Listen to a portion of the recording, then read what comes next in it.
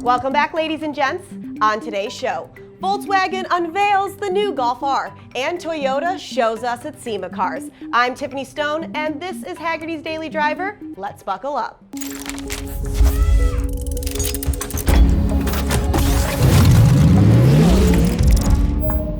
In case you were watching something else last night, Volkswagen unveiled the all-new 2022 Golf R. It's built on the 8th generation Golf platform and will be powered by a 2-liter turbo 4, making 315 horsepower and 310 pound-feet of torque, increases of 27 and 30 respectively. And it comes with a manual. Also, the 7-speed dual clutch is an option as well.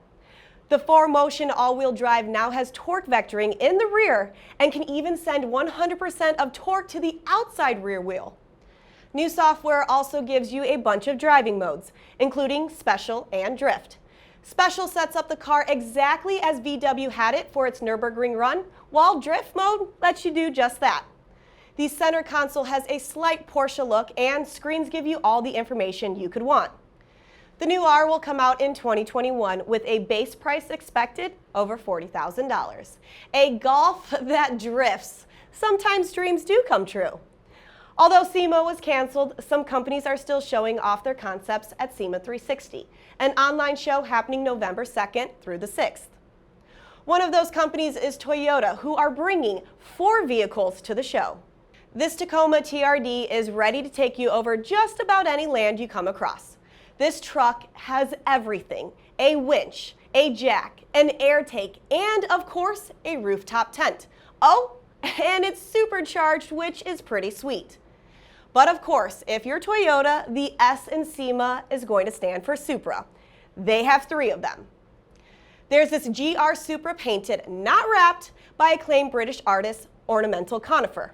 Next up is the 1,000 horsepower Papadakis Formula Drift Supra, which is anything but ornamental. And lastly, the Hagerty Performance Supra, which is driven by Ken Gucci. While you can't see these in person, you can watch the drift cars in action on November 22nd as Formula Drift has its final event of the year.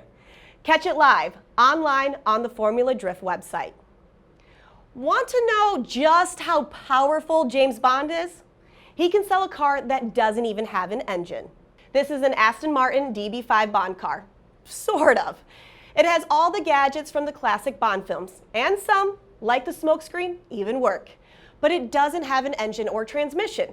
It's a fiberglass show car used in photo shoots or as a display piece. So, how much do you think it sold for on Bring a Trailer? $201,000. You paid what? Exactly, $200,000 for a car that wasn't even in the movies and can't be driven. I just don't get it. But speaking of movie cars, this Ford Explorer is a tribute to the ones from Jurassic Park. In case that wasn't obvious. The paint looks right, and a ceiling graphic makes it look like a T-Rex is about to eat you. It also has some amazing 1993 technology, such as air conditioning and a tape deck. And it sold on Bring a Trailer for $18,500. You paid what? Is that too much or too little? I can't really tell. Continuing on the Nostalgic Express, here's a 1985 Camaro IROC Z. The first and second gen Camaros have had their day in the depreciation sun, so maybe it's time for these boats to rise. This has a 5-liter TPI V8, 4-speed auto, and was a one-owner car until last year. The interior, if you can believe it, is stock, and it's the Lear Sigler Contour option. A rare option that never lets you forget what car you're driving. I looked at the photos and it literally just says Camaro, Camaro, Camaro, Camaro, Camaro. But why? Now it sold on BAT for just under $11,000. You paid what? Well, what'd you guys expect from a car that doesn't have a dinosaur headliner? Come on. That's true. Lastly, we have this 1987 Mustang ASC McLaren convertible. What's an ASC McLaren Mustang, you ask? Excellent question. Was it built by Gordon Murray and Senna in a Detroit warehouse? No, it's not that. McLaren, and ASC stands for American Sunroof Company. Custom car builder Peter Muscat wanted a Mustang with a tonneau cover. He pitched the idea to ASC, they pitched it to Ford, and Ford said go for it.